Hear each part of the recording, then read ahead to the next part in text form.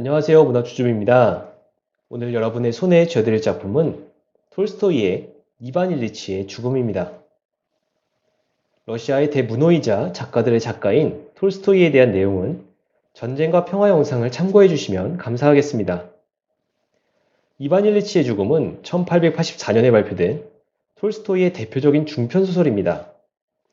이 작품은 이반 일리치라는 한 사람이 죽음에 이르는 과정을 보여주고 있는 작품인데요. 안나 카레니나에서도 보여준 톨스토이의 너무나 뛰어난 인간의 내면 묘사가 극에 달한 작품이라고 할 수 있습니다. 성공만을 향해 모든 것을 내던지고 달려왔던 이반 일리치가 자기 삶이 잘못되었음을 깨달아가는 과정이 눈물겹죠. 아울러 인간과 인간이 절대로 피할 수 없는 죽음이란 주제를 담고 있어서 왜 톨스토이가 단순한 작가가 아니라 위대한 사사가로까지 평가받고 있는지를 알게 해주는 작품입니다. 이 작품을 읽으면 왠지 모르게 마음이 경건해지면서 자신의 삶을 되돌아보게 만드는 힘을 느낄 수 있는데요. 그래서 이번 기회에 꼭 한 번은 읽어보셨으면 하는 마음에 이 작품을 소개해 드리려고 합니다. 그럼 지금부터 이반 일리치의 삶과 죽음에 대한 이야기를 함께 읽어보시겠습니다. 이 작품에 등장하는 주요 인물들을 소개하겠습니다. 이 작품의 주인공은 이반 일리치인데요. 그는 법조인으로서 꽤 잘나가는 판사입니다. 그의 아내는 프라스코비아라는 여자이고요. 이름이 길어 프라스로 표시하도록 하겠습니다. 그리고 이반의 직장 동료인 표트르가 등장합니다. 이들이 이 작품의 주요 등장인물들입니다. 이제 이 작품의 주요 줄거리를 소개하겠습니다. 어느 날 법원에 이반 일리치라는 사람이 사망했다는 소식이 전해지는데 그는 이 법원에서 일했던 판사로서 많은 사람들과 친분이 있었습니다. 그의 부고를 전해 들은 표트르 등 법원의 동료들은 그의 죽음으로 인해 필연적으로 이루어질 법원의 인사 문제에 더 관심을 갖죠. 표트르는 그날 저녁에 이반 일리치의 상갓집으로 향하고 이반의 아내인 프라스코비아를 찾아 그녀에게 위로의 말을 건넵니다. 그녀는 표트르에게 이반이 사흘 밤낮을 고통으로 괴로워하다가 세상을 떠났다고 이야기하죠. 표트르는 프라스코비아를 떠나 이반의 딸인 리자와 그녀의 약혼자 페트리셰프 그리고 이반의 아들을 목격합니다. 그리고 나서 이야기는 이반 일리치의 삶으로 이어지죠. 이반은 둘째 아들로 태어나 법률학교를 우수한 성적으로 졸업하고 공직 생활을 시작하게 됩니다. 전도 유망한 젊은이였던 이반은 공직 생활에도 빠르게 적응하며 주변 사람들과도 좋은 관계를 유지하고 일도 공정하게 잘 처리하는 능력자였죠. 첫 부임제에서 5년을 보낸 이반은 예심 판사가 되었고 역시 공평무사하게 일하면서도 원만한 성품으로 많은 사람들에게 존경을 받게 됩니다. 이반은 2년 후 프라스코비아를 만나 결혼하는데 그녀를 깊이 사랑했다기보다는 결혼할 때가 되어 결혼했다는 말이 더 어울렸죠. 그들 부부 사이는 아이가 생기고 나서 서서히 멀어지고 두 사람은 서로 감정에 상처를 내면서 갈등을 계속합니다. 예심 판사로서의 일이 잘 맞기도 했던 그는 자기 삶의 중심을 가정에서 일로 옮기면서 서서히 사람이 변해가기 시작합니다. 자신의 권력을 함부로 휘두르지 않을 정도로 온화했던 그가 출세욕과 일욕심에 사로잡혀갔던 것이죠. 아이들이 연달아 태어나면서도 부부 사이는 원활해지지 않았고 그렇게 17년의 세월이 흘러 중년이 된 이반은 수석판사가 되고자 페테르부르크로 갑니다. 일이 잘 풀려가는 페테르부르크에서 판사로 임용되고 가족들을 불러들이는데 정말 오랜만에 화기애애한 분위기가 연출되죠. 그런데 집을 단장하던 이반은 사다리에서 떨어져 옆구리를 다치게 되는데 이로 인해 그의 앞날에 암운이 들이옵니다. 판사로서 평범한 일상을 살아가던 이반은 옆구리에 통증을 느끼게 되는데 컨디션 저하로 이반과 아내 사이의 갈등은 또다시 심화되고 말죠. 이반은 의사를 찾아가 진료를 받지만 판사인 자기처럼 관료적인 태도로 자신을 대하는 의사에게 실망만 느끼고 돌아옵니다. 이반은 악화되어가는 병세를 마음으로 받아들이지 못하고 자신에게 이런 일이 일어난 것을 부정하고 툭하면 화를 내죠.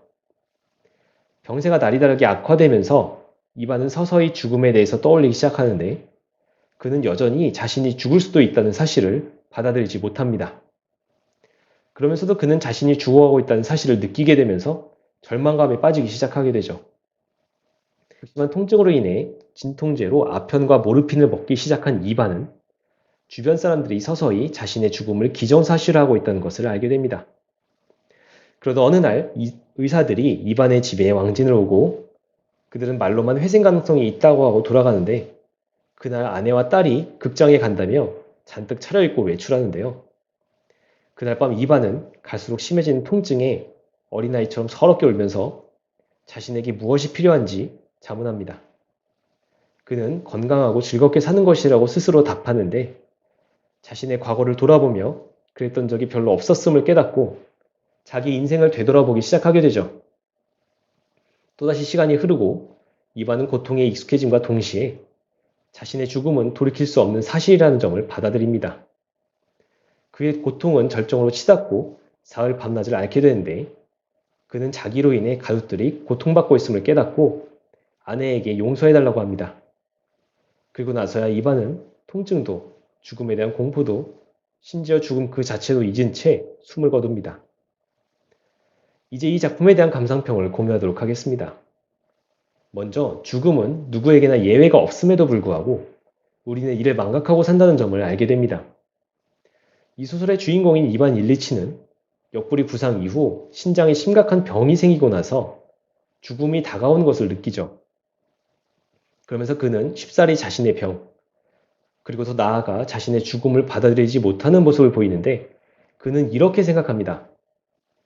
카이사르는 죽을 운명을 타고난 인간이었고 그러니 죽는 게 마땅했다. 하지만 나만의 생각과 감정을 고스란히 간직하고 있는 나, 반약. 이반 일리치는 전혀 그렇지 않다. 내가 죽는다는 것은 있을 수 없는 일이다. 그의 이런 생각을 한마디로 요약하면 사람은 누구나 죽는다는 것을 이해하고 알고 있지만 막상 자신이 죽는 것은 있을 수 없는 일이라는 것이죠. 이반 일리치의 이런 모습은 우리 모두가 죽음에 대해 생각할 때 누구에게나 거의 동일하게 나타나는 모습이기 때문에 공감이 갑니다. 우리는 모든 인간은 언제나 죽는다는 것을 뻔히 알고 있으면서 마치 자신은 죽지 않을 것처럼 살아가는 경우가 많죠. 이 작품의 초반에 표트르라는 이반의 동료 법조인이 이반의 상가집을 방문해 조문하는 모습이 나오는데요. 그는 슬픔을 가장하고 있긴 하지만 전혀 죽음에 공감하지 않습니다. 가까운 사람이 죽었다는 말을 들었을 때 누구나 그렇듯 그들 역시 속으로 안도감을 느꼈다. 죽는 건 내가 아니라 바로 그 사람이야. 표트르의 이런 모습은 수없이 많은 장례식장을 다니면서도 죽음의 문제가 언젠가 바로 나에게 닥칠 것이라는 점을 망각하는 우리의 모습과 유사하다는 생각이 듭니다. 이 작품이 시대를 뛰어넘어 모든 인간에게 공감을 얻을 수 있는 이유는 모든 인간의 공통된 문제인 죽음이라는 것을 주제로 삼고 있기 때문입니다.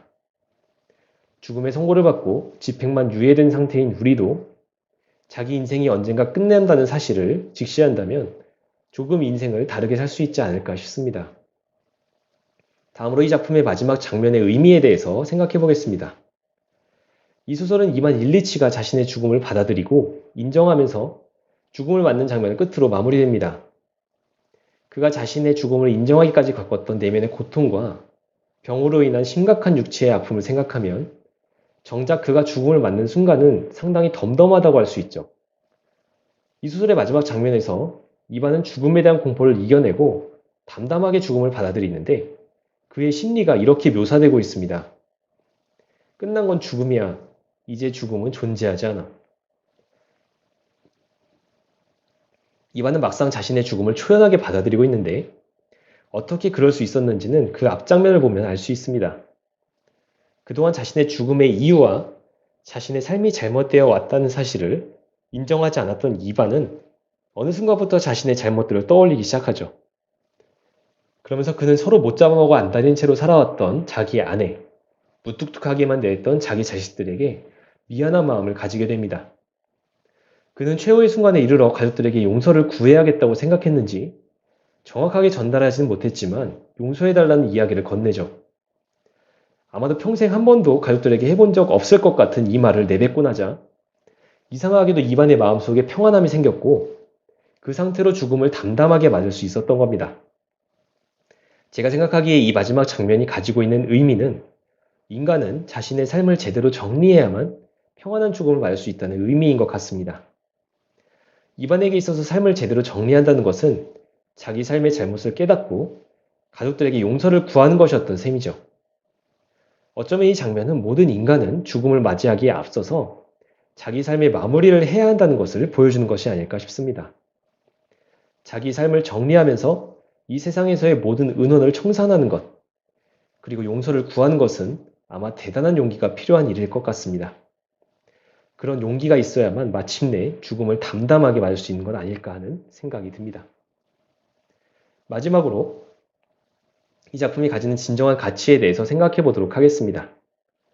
이 소설은 이반 일리치라는 사람이 죽음에 이르는 과정을 통해서 독자로 하여금 죽음이라는 것에 대해서 생각해 보도록 만드는 소설입니다. 독자들은 이반이 죽어가는 과정을 보면서 이런저런 생각을 하게 되는데 제일 중요한 점은 각자가 자기 삶을 돌아보게 만든다는 점인 것 같습니다. 이반 일리치는 법조계에서 꽤 잘 나가는 판사였기 때문에 평생 자신이 잘 살아왔다고만 여겼지 자기 삶이 잘못된 점이 있을지 모른다는 생각은 하지 않았었죠. 그러나 그는 죽어가는 과정에서 자기 인생의 방향이 잘못되어 왔음을 절감하면서 이렇게 생각합니다. 산을 오르고 있다고 생각함을 걸었지만 사실은 산을 내려가고 있었던 거야. 정말 그랬어. 다들 내가 산을 오르고 있다고 생각했지만 꼭 그만큼 내 발밑에서는 삶이 멀어져 갔던 거야. 누구나 각자가 설정한 방향에 따라서 삶을 살아가는데 거의 대부분이 자신의 목표를 향해 열심히 노력하며 살아갑니다. 이반 역시 마찬가지였는데 그가 설정한 삶의 방향은 인정받는 법조인이 되는 것이었고 이를 위해서 가정도 포기하죠. 그 결과로 이반은 소기의 성과를 얻어내 페테르부르크에서 잘 나가는 판사가 되었고 그는 자기가 제대로 살고 있다고 여겼을 겁니다. 그런데 죽음이 다가오는 순간에 이르러서 그는 정상을 향해 올라가고 있었다고 생각한 자신의 인생이 내리막길을 걷고 있었다는 점을 깨달은 건데요. 우리는 누구나 이반처럼 자신의 삶이 정상을 향해 열심히 오르고 있다고 믿고 또 그렇게 믿고 싶어 합니다. 하지만 이 소설을 읽으면서 독자는 자신의 삶의 방향이 제대로 설정되었는지 스스로 속이고 있는 것이 아닌지를 자문하게 됩니다. 결론적으로 이 소설의 진정한 가치는 독자에게 자신의 삶의 방향이 잘못되었을 수 있다는 점을 돌아보게 한다는 점에 있다는 생각이 듭니다. 여기까지 이반 일리치의 죽음 줍줍이었습니다. 이반 일리치라는 한 평범한 인간이 죽음에 이르는 모습을 보여주는 이 소설은 인생이 어떤 것인지 고민하게 만들고 있습니다. 그리고 죽음과 인생에 대한 고민은 모든 인간의 것이기 때문에 이 작품이 가지는 보편성은 상당히 크죠. 사실 이 작품은 이반 일리치라는 한 사람의 심리를 너무나 잘 묘사하고 있어 읽으면서 가슴이 저린 느낌을 줍니다. 자신의 삶을 한번 돌아보고 싶은 분들에게 꼭 추천해드리고 싶은 작품이었습니다. 지금까지 문학 줍줍이었습니다. 다시 다른 영상으로 또 만나 뵙겠습니다. 감사합니다.